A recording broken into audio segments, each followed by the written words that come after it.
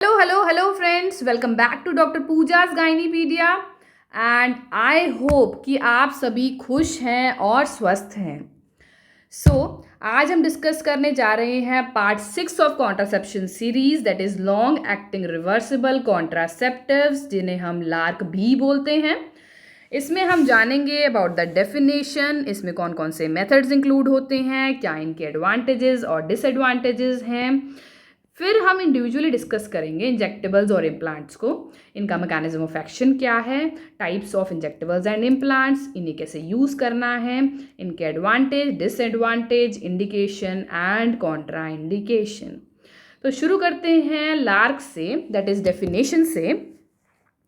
इनका मतलब है methods that requires administration less than once per month और साइकिल. मीन्स महीने में एक से कम बार यूज़ करने वाले मेथड्स, जिसमें इंक्लूड होते हैं 3I. Number 1I is injectable, number 2I stand for implants, number 3I is intra uterine devices, जिन्हें हम आगे फर्दर इंडिविजुअल डिस्कस करेंगे. सो एडवांटेजेस ऑफ लार्क की बात करें तो इसका निमोनिक है CDEF with non contraceptive benefits. C is cost effective. Overall means initially ये हमें महंगे लगते हैं लेने के बाद, बट ओवरऑल अगर इसकी एफिकेसी के साथ इसको मैच किया जाए तो ये कॉस्ट इफेक्टिव होते हैं. डी इज़, इसमें डेली अटेंशन की रिक्वायरमेंट नहीं होती है और ना ही ये इंटरकोर्स पे कोई इफेक्ट करते हैं. मीन्स जैसे कि OCP पिल के अंदर हमें डेली याद रखना पड़ता है कि आज पिल खानी है, पर लार्क के साथ ऐसा नहीं होता. ई, there are no estrogenic side effects, इसके कोई भी ईस्ट्रोजेनिक साइड इफ़ेक्ट्स नहीं होते हैं, इस वजह से ये सेफ होते हैं इन सम कंडीशंस. इसका निमोनिक है ABCD. A is for all age, हम इसे किसी भी एज में प्रिस्क्राइब कर सकते हैं. B is for breast feeding, lactating female में हम इन्हें प्रिस्क्राइब कर सकते हैं क्योंकि ये मिल्क प्रोडक्शन को इफेक्ट नहीं करते हैं. C is for they decrease the chances of venous thromboembolism, stroke and carcinoma. For example, endometrial and ovarian carcinoma, particularly epithelial ovarian carcinoma को ये decrease करते हैं. D is for diabetic female, obese female, hypertensive and thrombophilia females को हम ये दे सकते हैं. Then fourth is F. F is fertility return. अगर हम इन मेथड्स को स्टॉप करते हैं तो फर्टिलिटी रिटर्न जो है वो इमीडिएट हो जाता है, except DMPA that is injectable, जिसके अंदर 1 से 1.5 साल लगता है. तो fifth is non contraceptive benefits of LARC due to progesterone. जो लार्क होते हैं बहुत इफेक्टिव होते हैं इन सब conditions. For example adenomyosis, endometriosis, जिसके अंदर DMPA बाकायदा ल्यूप्रोलाइड के इक्विवेलेंट काम करता है. Fibroid and dysfunction uterine bleeding, इसमें ये मेनोरेजिया को कम करता है, मींस ब्लीडिंग को कम करता है, जिसकी वजह से आयरन डेफिशिएंसी एनीमिया जो है वो इम्प्रूव हो जाता है. डिसमेनोरिया मींस पेनफुल मेंस्ट्रुएशन में पेन को कम करता है. एंड हम पेरीमीनोपॉजल फीमेल्स मीन मीनोपॉज की उम्र के आसपास की फीमेल्स को हम इसे दे सकते हैं, जिसके अंदर वो हैवी मेंस्ट्रुअल ब्लीडिंग को कम करता है, प्लस वेजोमोटर सिम्टम्स जैसे कि हॉट फ्लैशेस को भी कम करता है. फिफ्थ इज़ ये पेल्विक इन्फेक्शंस को भी कम करता है, क्योंकि ये म्यूकस, सर्वाइकल म्यूकस को थिक कर देता है, जिसकी वजह से इन्फेक्शन का परमेशन जो है वो कम हो जाता है. एंड लास्टली, जो भी फीमेल एंटीकोएगुलेशन थेरेपी पे होती है, मींस एग्जांपल वॉरफरिन पे होती है, उसके अंदर हेमरेजिक सिस्ट फॉर्मेशन के चांसेस ज़्यादा होते हैं, जिसको ये DMP जो है वो डिक्रीज करता है. So these were the advantages, that is CDEF with non contraceptive benefits. अब हम बात करते हैं डिसएडवांटेजेस की. तो जिनका निमोनिक है वेट गेन भाई, weight gain is around 2 to 3 kg weight gain होता है ड्यू टू फ्लूइड रिटेंशन की वजह से. And B is for breast tenderness, H is for headache, A is for alter mood जैसे कि नर्वसनेस हो गया, डिजीनेस हो गया. Then I is for irregular vaginal bleeding होती है ड्यू टू एंडोमेट्रियल थिनिंग की वजह से, जो कि most common side effect of lark होता है, जिसके अंदर एक रेगुलर ब्लीडिंग हो सकती है, स्पॉटिंग हो सकती है, एंड लॉन्ग टर्म यूज़ के साथ उसमें एमेनोरिया भी हो सकता है. तो डिसएडवांटेजेस जो हैं जो प्रोजेस्टेरोन ओनली पिल जैसे ही होते हैं, जो हम डिस्कस कर चुके हैं. सो आगे बढ़ते हैं, इंडिविजुअली इंजेक्टेबल्स एंड इम्प्लांट्स को डिस्कस करते हैं। सबसे पहले हम जानेंगे इसके मैकेनिज्म ऑफ एक्शन के बारे में कि काम कैसे करते हैं। इनका मैकेनिज्म ऑफ एक्शन जो है वो सेम होता है एज प्रोजेस्टेरोन ओनली पिल, जिसमें प्रोजेस्टेरोन जो होता है वो ओवरी पे सबसे मेन एक्शन करता है, जिसके अंदर वो LH सर्ज को इनहिबिट करता है, जिसकी वजह से ओव्यूलेशन नहीं हो पाता, मीन्स अंडा नहीं बन पाता है।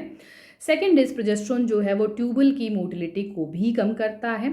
थर्ड इज प्रोजेस्टेरोन जो है वो यूट्रस की एंडोमेट्रियल लाइनिंग जो है उसको थिन करता है, जिसकी वजह से इम्प्लांटेशन नहीं हो पाता है। फोर्थ इज सर्विक्स में प्रोजेस्टेरोन जो है वो सर्वाइकल म्यूकस को थिक करता है, जिसकी वजह से स्पर्म जो है वो पेनिट्रेट नहीं कर पाता है।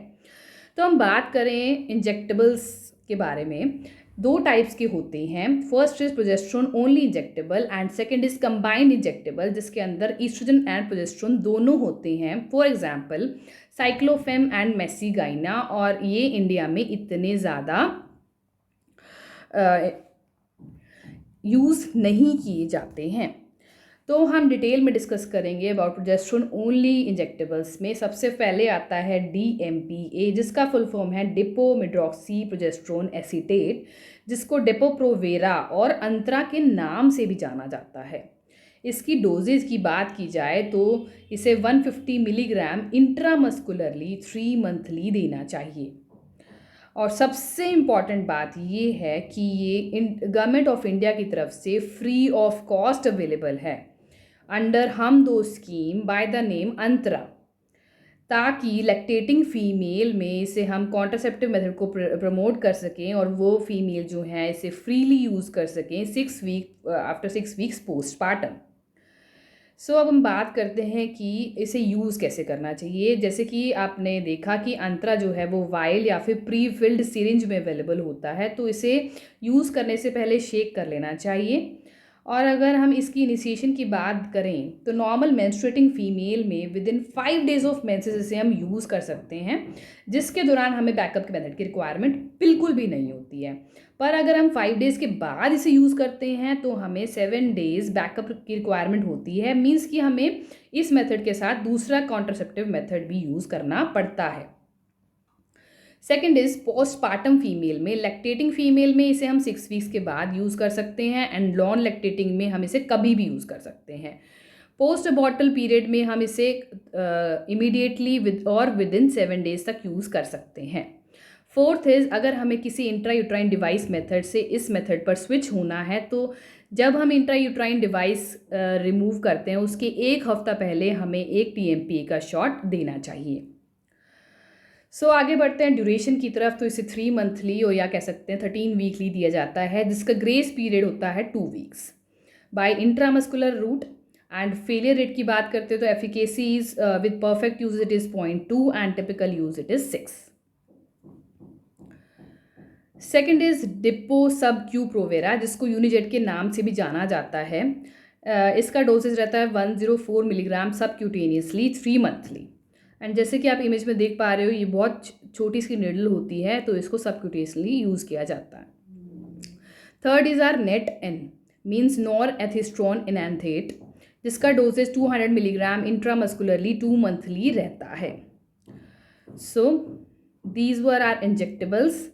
अब हम बढ़ते हैं इम्प्लांट्स की तरफ। तो जो इम्प्लांट्स हैं, फर्स्ट इज़ नॉरप्लांट 1, जिसके अंदर 6 इलास्टिक रोड्स होती हैं, जिसके अंदर 216 मिलीग्राम ऑफ लीवोनॉर्जेस्ट्रोल होता है और ये 5 ईयर्स की ड्यूरेशन के लिए लगाया जाता है। नॉरप्लांट 2 इज़ जिसे हम जेडेले बोलते हैं, इसके अंदर 2 रॉड्स होते हैं, जिसके अंदर 75 मिलीग्राम ऑफ लीवोनॉर्जेस्ट्रोल होता है। ये भी 5 ईयर ड्यूरेशन के लिए यूज़ किया जाता है। Next is are Implanon and Nexplanon, जिसके अंदर सिर्फ एक रोड्स होती हैं, जिसके अंदर 68 मिलीग्राम ऑफ इटोनॉर्जेस्ट्रोल होता है और जो 3 ईयर्स ड्यूरेशन के लिए यूज़ किया जाता है। इम्प्लेनॉन और नेक्सप्लेनॉन में सिर्फ एक डिफरेंस ये होता है कि इम्प्लेनॉन जो है वो रेडियोपेक नहीं होता है एंड नेक्सप्लेनॉन जो है वो रेडियोपेक होता है। And my friends, latest is Capronor, जिसके अंदर सिर्फ एक रोड होता है, जिसके अंदर लीवोनॉर्जेस्ट्रोल होता है एंड ये सिर्फ 1 साल के लिए प्रिस्क्राइब किया जाता है। And most important thing is it is biodegradable. And most frequent question जो पूछा जाता है दैट इज़ फेलियर रेट। नॉरप्लान जो है इसका फेलियर रेट रहता है 0.05 एंड इम्प्लेनॉन इट इज़ 0.01। सबसे इम्पॉर्टेंट बात ये है कि जो इम्प्लेनॉन और नेक्सप्लेनॉन है इन ये tubectomy that is permanent sterilisation से भी ज़्यादा इफेक्टिव होते हैं because tubectomy failure rate is 0.02 to 0.04%। So how to use the implants. इसे medial aspect of non dominant hand में सबडर्मिनली इम्प्लांट किया जाता है और इसका इनिशिएशन भी सेम एज DMPA रहता है। Duration is around 1 year to 3 years and grace period is 2 years subdermally. And failure rate में with efficacy with perfect and typical use are same because इसे इंसर्ट किया जाता है, उसके बाद इसे मंथली या फिर वैसे दोबारा इंसर्ट करने की ज़रूरत नहीं होती है, तो इट इज़ 0.05। सो अब इसके एडवांटेजेस हम बात करें दोनों की, इंजेक्टेबल्स एंड इम्प्लांट्स, तो they are same like LARC जो हमने अभी ऊपर डिस्कस किया है। डिसएडवांटेजेस की बात करें तो DMPA में number 1 is like lark, weight gain BHAI that is भाई, and most common side effect of DMPA is spotting. Second side effect of DMPA is ये बोन मिनरल डेंसिटी को कम करता है, मीन्स ये बोन लॉस करवाता है। कैसे? जो DMP है वो हाइपोथैलेमस पिट्यूटरी ओवेरियन एक्सिस को इनहिबिट करता है जिसकी वजह से ईस्ट्रोजन की मात्रा बॉडी में कम होती है और ईस्ट्रोजन जो है वो बोन फॉर्मेशन में हेल्प करता है। इस वजह से इसे बहुत ध्यान से यूज़ करना चाहिए अडोलेसेंट पॉपुलेशन में, पेरीमेनोपॉजल और इमोबिलाइज्ड फीमेल में। थर्ड डिसएडवांटेजेस, DMPA का फर्टिलिटी रिटर्न का पीरियड होता है average 1 to 1.5 year that is 12 to 18 months। On the other hand बाकी सारे लार्क जो हैं उनकी फर्टिलिटी रिटर्न इमीडिएट होती है। इंडिकेशन ऑफ DMPA जो है वो सेम एज प्रोजेस्टेरोन ओनली पिल होता है, दैट इज़ एनी एज में इसके हम दे सकते हैं, लैक्टेटिंग फीमेल में दे सकते हैं, और जहाँ पर combined oral contraceptive pills Contra indicated है वहाँ भी इन्हें हम दे सकते हैं, जिसे हमने डिस्कस किया है इन POP। and DMPA is contraception of choice in number 1 condition is epilepsy। सारी एपिलेप्सी में ये जो है वो सीजर्स को डिक्रीज़ करता है, प्लस इसका कोई भी ड्रग इंट्रैक्शन नहीं होता है विद एंटी एपिलेप्टिक ड्रग्स जैसे कि कंबाइंड ओरल कॉन्ट्रासेप्टिव पिल्स का होता है। Second indication is sickle cell anaemia में। एज देखा जाए तो सिकल सेल एनीमिया में कोई भी कॉन्ट्रासेप्टिव कॉन्ट्रा इंडिकेटेड नहीं है, बट DMP का एडिशनल बेनिफिट ये रहता है कि ये सिकलिंग क्राइसिस को कम करता है।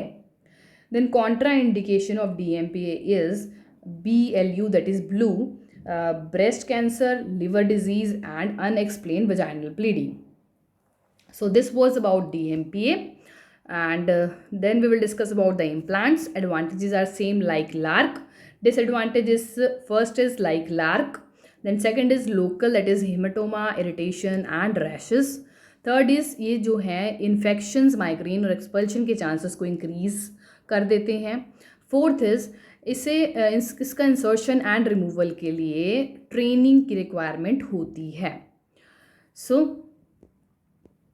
Contraindication are same that is blue and implants के रिमूवल जो होता है वो कब किया जाता है, अगर प्रेगनेंसी हो जाए तब एंड ड्यूरेशन कंप्लीट हो जाने पर। तो इसे रिमूव करने के स्टेप्स में सबसे पहले हमें रोड्स को पेल्पेट करना चाहिए, सेकेंडली पेल्पेट करते ही हमें एक इंसिजन देना चाहिए एंड फिर हम फोर्सेप्स से रोड्स को पकड़ सकते हैं और रोड को रिमूव कर सकते हैं।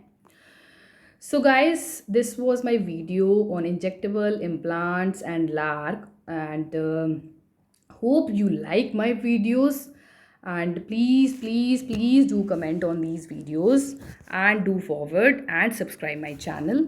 Thank you very much.